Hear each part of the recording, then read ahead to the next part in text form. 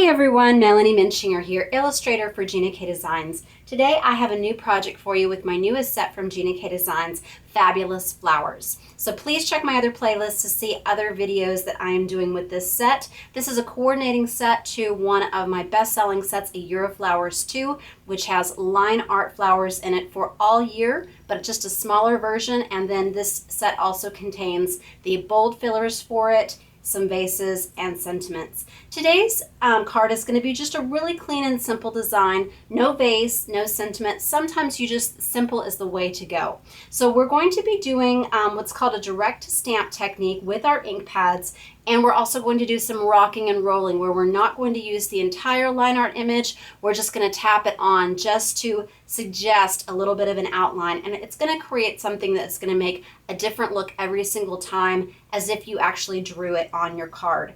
The products I'm using for today's card, I've got the A Year of Flowers 2 stamp set from Gina K Designs. I've got a small block because they're all very small images. We're just going to be building up this arrangement one at a time. The ink pads that I'm using today, 7 different colors here. I'm going to be using the Gina K Peach Bellini and the lipstick for those daisies. I'm using the Gina K Wild Dandelion and the prickly pear for the tulips.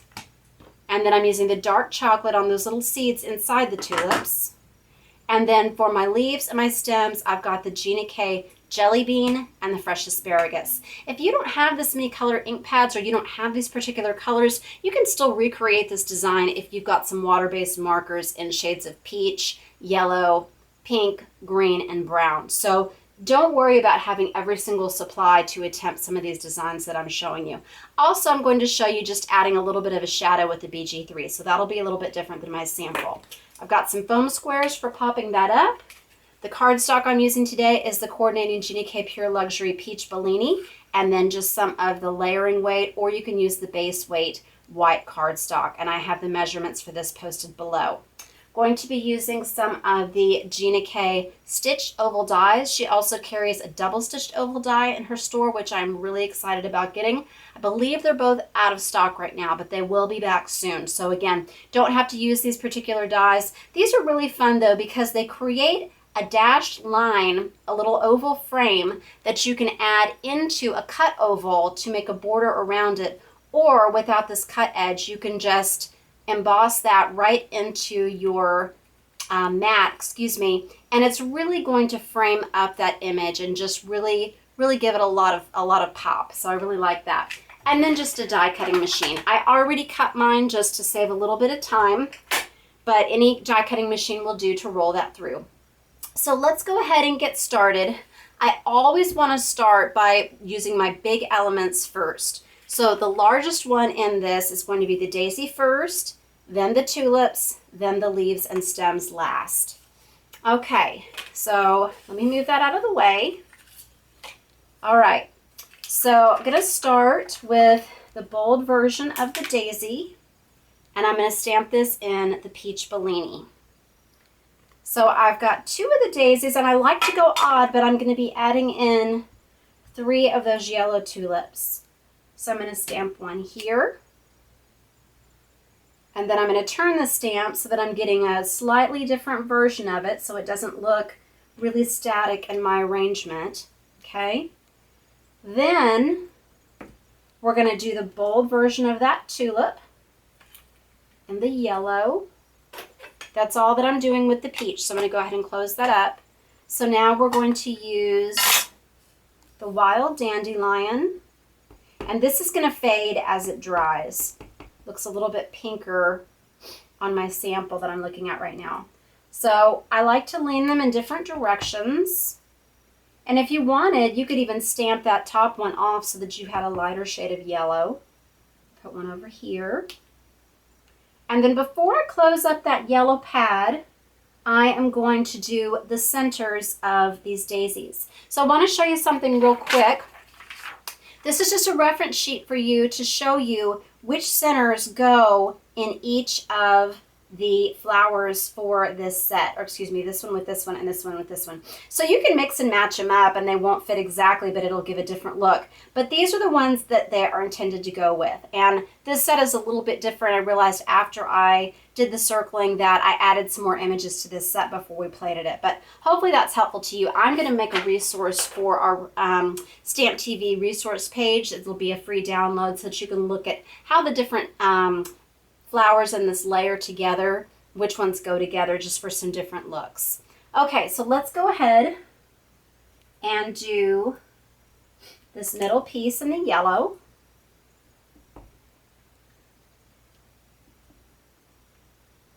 And you can do it all at once if you want. Forgot about this darker part that I put on my daisy. So you can do it all at one time. You would ink it up first in the peach and then go over it with the lipstick.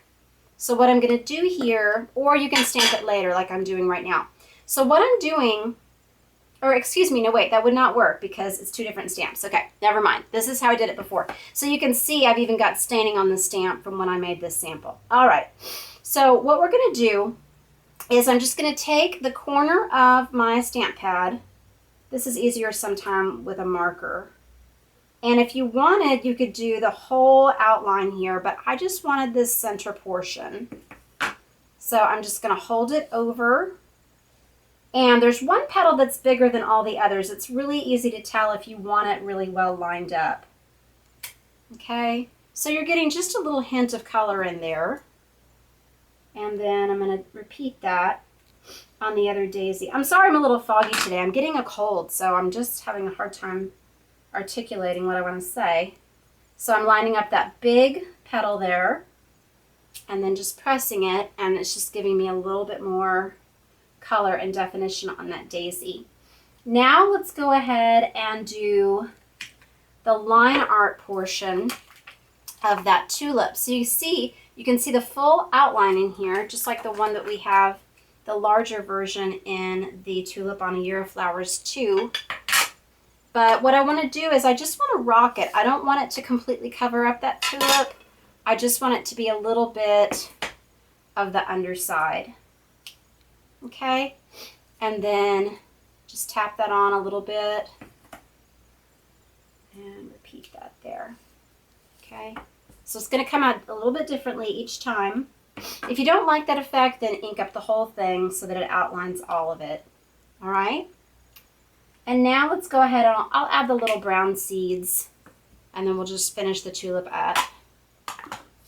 So I'm going to add those to the top, and they just nest in there inside those petals. So tap, tap, tap. I love brown with peach and yellow. So pretty. Okay, now let's start building some leaves. So I used the long smooth leaf and the shorter fat leaf of the bold. So these are all bolds today except for those little tiny line additions.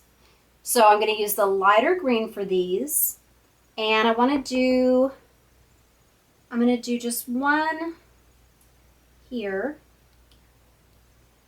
and I want to do some stems now so that I know where to put the rest of my leaves.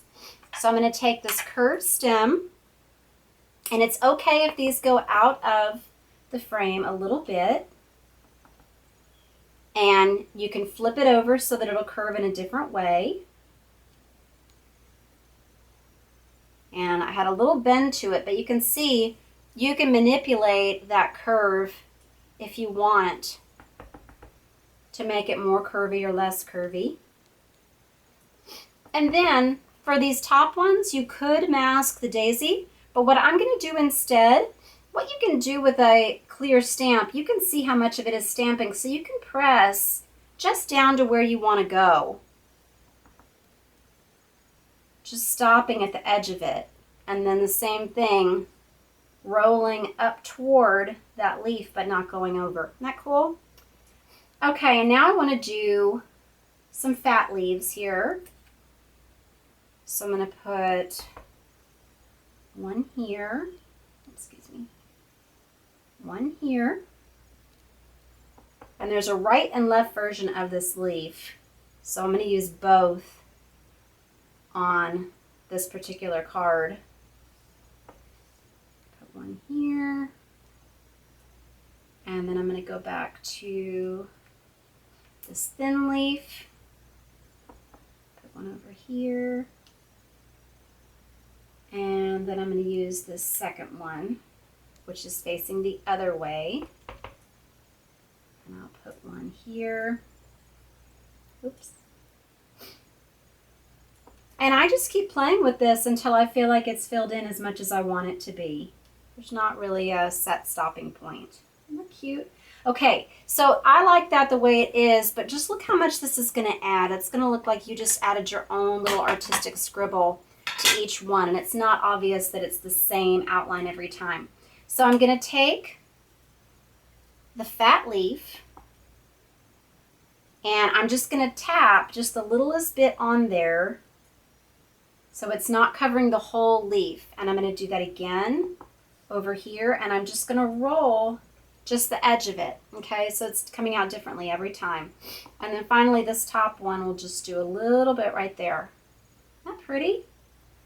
Now let's switch to that other leaf.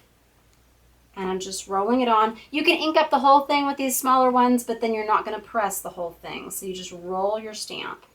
And if you end up getting the whole thing on there, that's fine too. Like I said, they're not all going to match. And then we'll do that skinny leaf. That's the last bit. So there. Oh, I love this. It's just like a little watercolor painting. Okay. So that's all.